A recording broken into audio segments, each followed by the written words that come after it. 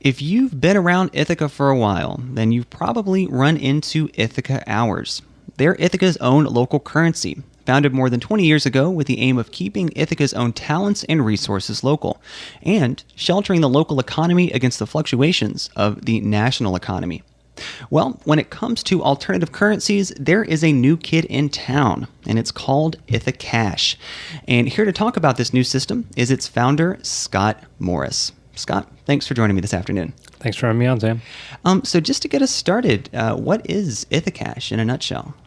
Well, Ithacash is a new currency for in and around Tompkins County. It is aimed toward simplicity. Simplicity is the overarching theme around all of this because simplicity makes it easy to use for people.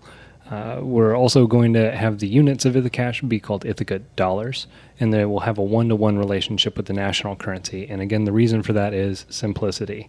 Just keeping it very easy for people who are at the till, who, want to just resolve the transaction and move on with their day. This isn't, these currencies can make very powerful political statements, but, it's best to keep the use of them as simple as possible. So I understand that Ithacash has not been launched yet. Ithaca dollars are not currently available. But thinking about where the system is at this point in time, what kind of work has it taken to get things there? It's taken a good deal of work, actually. I came to Ithaca about 2 years ago, and I had known about Ithaca Hours, but I didn't know what the status was. And of course, the first thing that I did was went down to Gimme. It was on Cayuga, and I was like, "Hey, do you guys do this Ithaca Hours thing?" And they're like, "Oh no, we stopped taking those a while ago." I was like, "Oh, like something's up here. Something's going on in Ithaca." So I found myself in the boardroom there with the Ithaca Hours board, and I had been introduced, or I'd been actually asked to do some outreach on behalf of Green Star, and then they invited me in to, kind of take that up in an official capacity for Ithaca Hours. And so I wanted to understand what had happened, and then see, what the best opportunities were for, revitalizing the program and moving it forward and everything like that. And one of the things that happened was I was invited to go to a conference over in The Hague by an organization based out of Amsterdam called COIN, QOIN. Mm-hmm. And they are an agency for community currencies. They've been in the field since about 1998, and they provide expertise and technology for community currency systems, and also, help conduct research. They inform policymakers and the like. And so through my contact with them, I started to learn more of the systematized process for engineering a currency system. And through the work with Ithaca Hours, the question was asked, okay, well, if we had a clean slate, what would do the most good? What would be the best opportunity? And so that was the question that ended up birthing Ithacash. So we have this idea, you attend this conference, you're talking with the Ithaca Hours board, but how do we take a system like this? How do you take a system like this from the point of idea to actuality? How do you get people to actually use the currency? Yeah, to literally buy into it, right? It's a great question, and luckily I've got a little bit of experience in doing that. The first time that I was involved in a currency program was in Fairfield, Iowa, a little town of 10,000 there.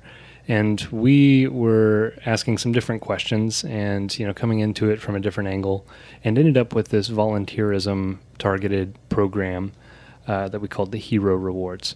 And the way that system worked was that people would go and do volunteer events with partner nonprofits. And then once they had spent time doing an event, they would earn a currency called the merit. And then they could take their merits to a local business and redeem them for deals, special deals, quote unquote, hero rewards. So I got some experience speaking with the merchant class around that. And we ran a 3-month-long pilot. It was successful. We were accepted into an incubator in Des Moines called Startup City. I ended up moving to Des Moines to take up residency there. And then we organized a second pilot in Ames, Iowa, which is very similar, I would say, in size and composure as Ithaca, in that it's also a college town and also kind of has a local population that stays put, and then the transient students come and go. In Ames, there were many more people. It was like a town of 40,000 plus. And so I got to go and explore a little bit more about how, the average folk felt about these kinds of things. And honestly, you'd think that there's a lot more resistance than there really is. Mm-hmm. Once you come into someone's business and you get a little bit of their attention and you're like, hey, look, I've got something that's out of the box that I'd like to talk to you about, but it could end up bringing you some more business. It can make you look really good in the eyes of the community. It could give you a better bottom line. Then they perk up. As long as you start framing these things and the kinds of benefits that they can generate for them, then they're fine. And, luckily in the hero reward space, we didn't have to talk about currency dynamics. We didn't have to talk about recirculation because effectively these things were, the elevator pitch was frequent flyer miles of community service, right? So just like frequent flyer miles, they're created by virtue of an activity, and then they're redeemed out of existence when somebody took advantage of a deal.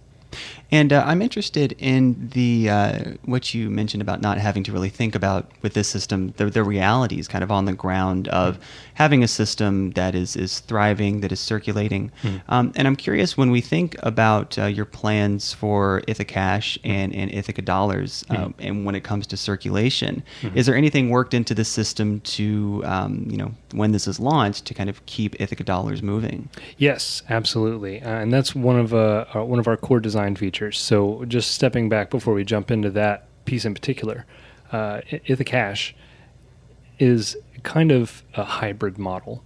What I've been able to do is just in continuing to build knowledge and expertise around currency system design, I've read some really great books, one of which is Rethinking Money, written by Bernard Lietaer, who is an internationally sought-after currency expert and professor and ex-hedge fund manager, et cetera. One of the things that's unique about Bernard is that he sat at the table that is around money thinking. He sat in like every chair at one point or another. And then there, Jackie Dunn, who lives out in Boulder, Colorado, was his co-author there. So great book. I would highly recommend people check that out if they get the chance to see it around.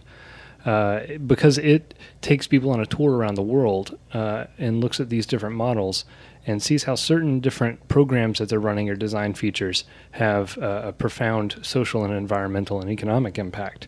So I've looked into these kinds of systems and just kind of said, okay, wow, I could kind of pick and choose some of these policies. And, if we can bring all these together into one place and really have it just make a deep impact, wow, what a story that would be for other communities that are looking for what different looks like, but aren't quite sure what's right for them. So one of these policies is, the technical term for it is called demurrage. And demurrage is like a negative interest rate. So whereas right now in our monetary system, you can make money by already having lots of money. You have lots of money, it sits there in your bank account, and it earns money for sitting still. And in a way, that's really kind of bad for the economy. I know that we're really used to it, and that's kind of a funky thing to say, but there's really big implications that has, and that, at the time we're born, if you're born with lots of money, if you inherit lots of money, you have an inherent advantage over people who are born in poverty or even in the middle class, because you are going to be paid just for having been born rich. Mm-hmm. So this kind of flips that logic on its head. We're not going to go into like the whole interest thing. That's a big, long, hour-and-a-half long documentary you can find online. There's plenty of them. Mm-hmm. But flipping the interest logic on its head has a couple of really great benefits for the community, in that it just provides a little bit of a reminder for people to go out and spend. So in Ithacash, currently the way that I'm thinking is about 0.5% per week of stagnant digital units. So we're going to have a paper currency. It'll be 1s, 5s, 10s, 20s, just like we're all used to carrying already. And then we'll have a digital currency that you'll be able to spend through a text message on your cell phone. It doesn't even have to be a smartphone. It could be any kind of cell phone. And the way that I think I'd like to, brand this, so to speak, is it's a parking fee, right? It's like I'm just keeping this money stagnant for a little bit. And, it's not that much. It's not a very expensive thing. But, you will realize, like, wait a second, wow, I really need to use this or lose this. And, the more that I turn this into real goods and services that I can enjoy and whose value will last, the better it is for me. And as it happens, it's really fantastic for the community.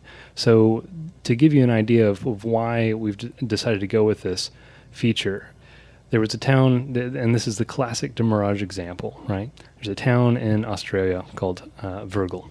And in 1932, this guy came up with a demurrage currency and put it out into circulation, and they had some researchers on hand, and they found that the demurrage currency, the Virgil, circulated 12 to 14 times as fast as the national currency. And so this is the velocity of money, quote unquote. Velocity of money is how fast it moves.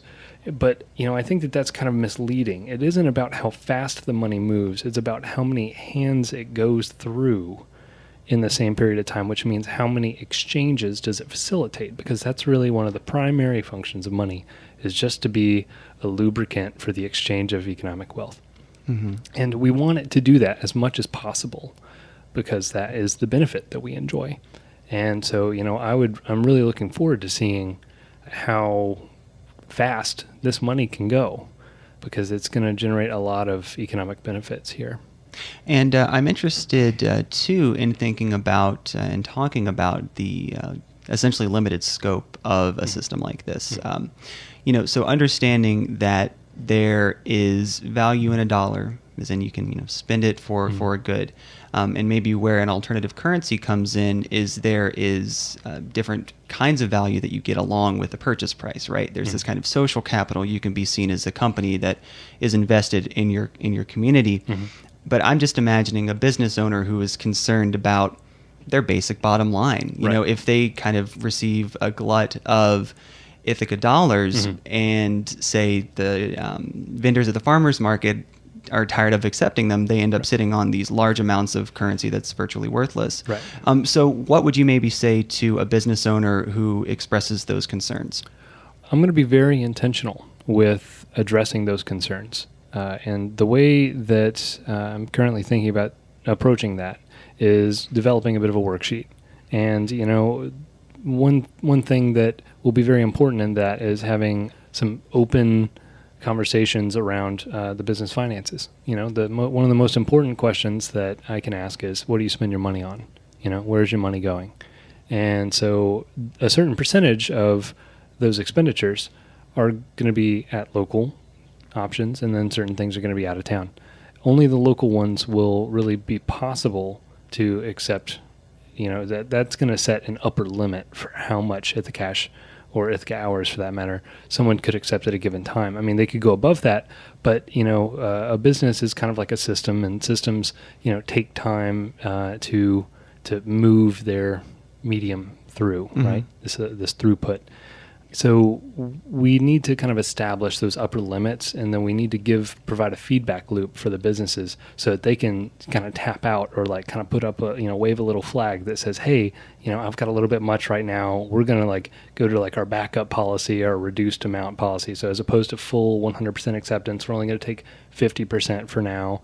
But then, I think that's been one part of what's been missing from that equation, is this feedback loop and system. And we want people to be very open about when they're having a hard time, if they're having a hard time, and reaching out to the staff saying, hey, help me use some of these things. And there's a couple of strategies for how to come in and do that. Creating a custom shopping list was something that Paul Glover would go. He would sit down and he would read people the directory line by line, and just be like, say yes when I say something that you're interested in buying, mm-hmm. And then he'd write that down and give them a shopping list. Like this, that's really the nitty gritty of it. But there's ways that we can make that easier with technology today. Mm-hmm. And Scott, I'm just thinking now we could talk about this for so much longer, but we are actually running out of time. So real quickly, if people would like more information about Ithacash, where can they get that? If people wanted to find out more, they'd be very welcome to check it out at ithacash.org. Well, I have been speaking with Scott Morris. He is the founder of Ithacash. Scott, thank you so much for stopping by this afternoon to chat. Thanks for having me on.